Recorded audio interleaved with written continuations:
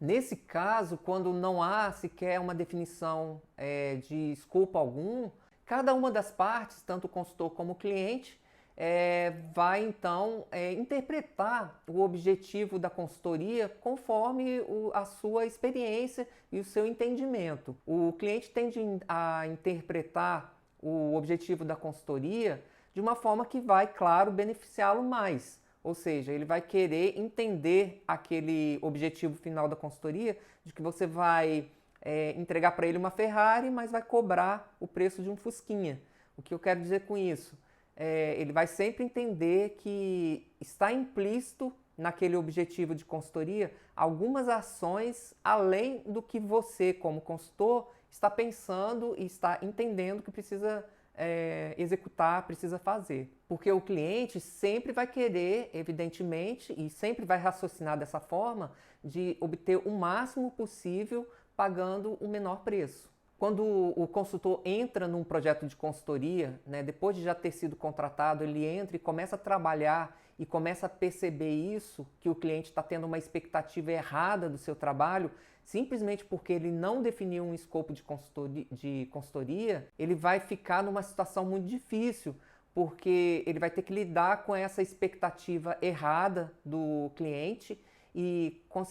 vai ter que tratar, né, e resolver esse problema, né? O cliente tem uma expectativa muito além do que ele estava imaginando que ele precisava fazer, e quando ele cobrou, né, o consultor cobrou o preço que ele cobrou para executar aquele trabalho, ele tinha na sua cabeça executar determinadas atividades. E o cliente está pensando que ele vai fazer muito mais além daquilo que ele havia pensado, do que o consultor havia pensado. E não adianta você, como consultor, tentar dizer para o cliente, olha, mas não foi isso que eu estava imaginando que seria a consultoria, que eu pensei que deveria ter sido, que quando eu falo esse objetivo de consultoria que a gente definiu na proposta, na minha cabeça como consultor, não está incluído fazer essas atividades extras aí que você está pedindo. Mas isso é um argumento muito fraco, porque na cabeça do cliente, aquele objetivo da consultoria tá claro e implícito para ele que aquelas atividades que ele está pedindo, que você está achando que são atividades extras, para ele são atividades que, claro, que deveriam acontecer e que deveriam ser feitas. Então, vai haver aí um conflito muito grande entre o cliente e o consultor, e o consultor provavelmente não vai conseguir cobrar mais por aquelas atividades extras que ele vai precisar resolver, que ele vai precisar executar. E se o consultor se negar a fazer aquelas atividades extras,